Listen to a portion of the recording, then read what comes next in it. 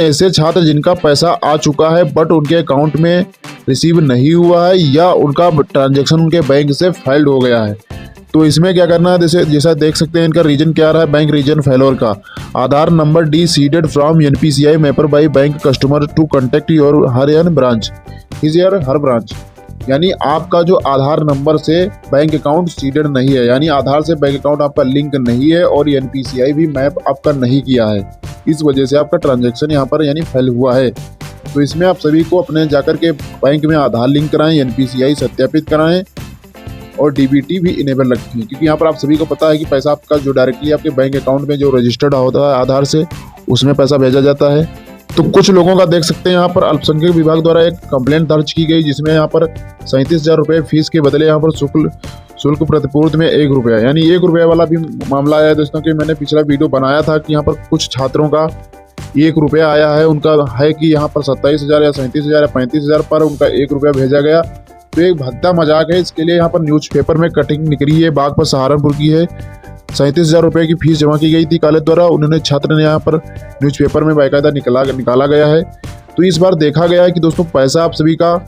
है 35,000, 40,000, 45,000, 15,000, 20,000, लेकिन यहाँ पर किसी का 2 रुपये, किसी का 4 रुपये उनके अकाउंट में क्रेडिट हुआ है। तो इसको लेकर क्या उनके अकाउंट में पैसा दोबारा भेजा जाएगा या नहीं भेजा जाएगा, इसके लिए भी दोस्तों कोई अपडेट नहीं है, क्योंकि इसमें आपको सिर्फ और सिर्फ इस पे कॉन्टेक्ट यानी इस पे कंप्लेंट दर्ज करा देना है 1076 पे, इसी पे सभी को कंप्लेंट दर्ज करा देना जिसका पैसा कम आया है या कुछ भी गड़बड़ नहीं है फिर भी पैसा नहीं भेजा गया, परसेंटेज भी अच्छा खासा है ओबीसी, जनरल और माइनॉरिटी के, तो उनको भी कंप्लेंट दर्ज कर देना है।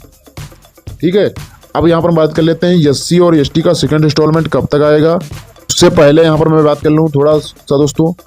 Block due to master fees वालों का, तो इनका यहाँ पर भी अब जो है पैसा नहीं आने वाला है, ओबीसी, जनरल और माइनॉरिटी का इनका ब्लॉक है, क्योंकि दोस्तों यहाँ पर आप सभी को पता है इस बार पैसा जनरल का लगभग सभी का आ गया है। एससी एसटी का सेकंड इंस्टॉलमेंट बचा है, तो वो आपका 15 अप्रैल से पहले सेकंड इंस्टॉलमेंट आ जाएगा। जिनका एक भी इंस्टॉलमेंट नहीं आया एससी एसटी के हैं, जिनका फॉर्म वेरीफाई ही नहीं हुआ है, पेंडिंग ही शो कर रहा है एससी एसटी का, तो कब तक वेरीफाई होगा और कब तक उनका पैसा आएगा। तो इस प्रकार जिनका भी ओबीसी के है या माइनॉरिटी के, ओबीसी और माइनॉरिटी के, क्योंकि ज़्यादातर जो है ओबीसी और माइनॉरिटी का ही यहाँ पर अनएबिलिटी फंड शो कर रहा है। तो इसमें दोस्तों यदि आपका अनएबिलिटी फंड शो कर रहा है, पहले आपका वेरीफाई था बट बाद में आपका अनएबिलिटी फंड शो कर रहा है, तो इसमें आपका पैसा अब नहीं आने वाला है। क्योंकि मैं यहाँ पर पहले ही दोस्तों कह रहा था कि यहाँ पर लेट में यही हुआ, खासा परसेंटेज होने के बाद भी पैसा नहीं भेजा जाता है और काफ़ी लोगों का कम भी है यहाँ पर देखा गया है कि, तो उनका भी पैसा आया है और किसी का अच्छा खासा परसेंटेज है फिर भी पैसा नहीं आया है। तो इसमें दोस्तों क्या है, कुछ भी जानकारी नहीं हो पा रही है, क्या है ये सब समाज कल्याण विभाग ही जाने। तो यदि एससी एसटी के आप छात्र हैं और आपका कुछ इस प्रकार शो कर रहा है, पीएफएस पर आपका पैसा एक इंस्टॉलमेंट आ चुका है और यहाँ पर आपका टोटल एकेडमिक इतना फीस शो कर रहा है पर पैसा आपका कम आया है, तो यहाँ पर आपका एससी और एसटी का सेकंड इंस्टॉलमेंट भी आएगा, फर्स्ट और सेकंड इंस्टॉलमेंट। दोस्तों मैं आप सभी को यहाँ पर डिटेल में बता देना चाहूँगा कि फर्स्ट इंस्टॉलमेंट आप सभी का राज्य सरकार द्वारा भेजा जाता है, उसके बाद आपका सेकंड इंस्टॉलमेंट केंद्र सरकार द्वारा भेजा जाता है। तो सेकंड इंस्टॉलमेंट जो आपका राज्य सरकार द्वारा भेजा गया फर्स्ट इंस्टॉलमेंट, उसके बाद आपका सेकंड इंस्टॉलमेंट के लिए राज्य सरकार द्वारा सूची बनाई जाती है कि इतने विद्यार्थियों का सेकंड इंस्टॉलमेंट आता है, तो सूची बना करके आपको भेज दी गई है केंद्र सरकार को। तो इससे पहले यानी आपको जो डेट बताई गई थी, क्योंकि ये भी कोई ऑफिशियल डेट नहीं है कि आपको 15 अप्रैल से पहले आ जाएगा, लेकिन जैसा कि मैंने बात किया, काफ़ी छात्रों ने बात किया लखनऊ एनआईसी से, तो उन्होंने बताया कि यहाँ पर आपका 10 अप्रैल या 15 अप्रैल से पहले आपका एससी एसटी का सेकंड इंस्टॉलमेंट उनके अकाउंट में भेज दिया जाएगा। तो यहाँ पर आपका सेकंड इंस्टॉलमेंट 15 अप्रैल से आपके खातों में, 15 अप्रैल से पहले आपके खातों में आ जाएगा। दोस्तों यहाँ पर आप थोड़ा वेट कर लीजिए, क्योंकि यहाँ पर परेशान होने की जरूरत नहीं है, आपके फर्स्ट इंस्टॉलमेंट आ चुकी है, सेकंड इंस्टॉलमेंट ही जल्दी आएगा। तो यहाँ पर अब एससी एसटी के छात्र ऐसे जिनका स्टेटस पेंडिंग अभी भी शो कर रहा है या उनका स्टेटस यहाँ से यानी इनका संस्था से फॉर्म वेरीफाई नहीं किया गया है, यहाँ से यानी फॉरवर्ड नहीं किया गया है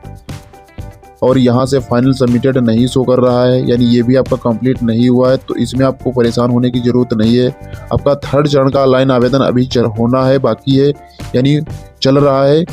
तो इसमें आपका ये सभी चरण यहाँ पर आपके कम्प्लीटली हो जाएंगे। यहाँ पर जैसे यहाँ पर आपका डायरेक्ट फॉर्म अभी जो अप्रैल में फॉर्म आपका वेरीफाई होना है, तो जिनका भी SC ST के छात्र हैं, पेंडिंग स्टेटस शो कर रहा है, उन सभी का यहाँ पर फॉर्म अप्रैल में वेरीफाई कर दिया जाएगा समाज कल्याण विभाग से, जो आपका करंट स्टेटस में पेंडिंग शो कर रहा है। लगता है यहाँ पर आपका लास्ट में पेंडिंग वालों का पैसा अप्रैल में आए या आपका मई में पैसा आने वाला है, क्योंकि ये आपका पैसा, मैं सिर्फ और सिर्फ पेंडिंग वालों की बात कर रहा हूँ। उसके बाद जिनका अभी कुछ फॉरवर्ड नहीं हुआ या कंप्लीटेड फाइनल सबमिट नहीं शो कर रहा है, यानी यहाँ पर अभी भी कुछ वेरिफिकेशन डिस्ट्रिक्ट वेलफेयर ऑफिसर में कुछ भी वेरिफिकेशन नहीं है, पेंडिंग नहीं है, ब्लैंक है, तो उनका पैसा यहाँ पर लास्ट जून तक उनके अकाउंट में आने वाला है। यहाँ पर कहने का मतलब दोस्तों ये है कि अप्रैल में उनका पैसा आएगा, जिनका फर्स्ट इंस्टॉलमेंट आ चुका है, सेकेंड इंस्टॉलमेंट अप्रैल में आएगा, जिनका पेंडिंग है इनका अप्रैल के लास्ट वीक में वेरीफाई होकर के आ सकता है दोस्तों, क्योंकि ये ऑफिशियल कोई डेट नहीं है कि यहाँ पर आपका पैसा कब आएगा, क्योंकि ये जो आने की डेट थी वो आपकी 31 मार्च थी, लेकिन उसके बाद जो बात की गई हमारे द्वारा, छात्रों के द्वारा, तो वो बताया गया था कि यहाँ पर 15 अप्रैल से पहले सेकंड इंस्टॉलमेंट भेज दिया जाएगा। अब जो है पैसा भेजा जा रहा है OBC का, तो उनका भेजा जा रहा है जिन्होंने अपना कंप्लेंट किया था इस नंबर पे। उनके कॉलेज में कुछ देखा गया कि काफ़ी कॉलेजों का ही, यानी पूरे कॉलेज का ही पैसा नहीं आया किसी भी कैटेगरी का, तो उनका पैसा यहाँ पर टेक्निकल एरर के कारण न्यूज़ भी निकली थी, तो उनका पैसा यहाँ पर भेजा जा रहा है और उनका 10 से 15 दिन में पैसा बताया जा रहा था कि आ जाएगा। तो उनका आएगा जिनका पूरे कॉलेज में पैसा नहीं आया किसी का। तो यहाँ पर ऐसा भी आपके यदि कॉलेज में है तो आप भी यहाँ पर कंप्लेंट दर्ज कर सकते हैं, या अपना DM ऑफिस में जाकर के, क्योंकि उन्होंने DM ऑफिस जाकर के कंप्लेंट दर्ज कराई कि हमारे कॉलेज में किसी का पैसा नहीं आया, तब यहाँ पर आपका एक्शन लिया गया, क्योंकि ये आपकी EMU की जानकारी थी। तो यहाँ पर यदि आपका ऐसा भी कॉलेज है तो यहाँ पर आप जानकारी क्या आप दर्ज करा सकते हैं यदि आपके कॉलेज में किसी भी कैटेगरी का कुछ भी पैसा नहीं आया है। तो जिनका पैसा कम आया दोस्तों उनके भी चांसेस कम है, क्योंकि यहाँ पर कुछ भी इस बार संपर्क में या कोई भी जानकारी नहीं है क्या कुछ है, किसका पैसा कितना कम आ रहा है, क्या है। तो अभी के लिए दोस्तों यही अपडेट है।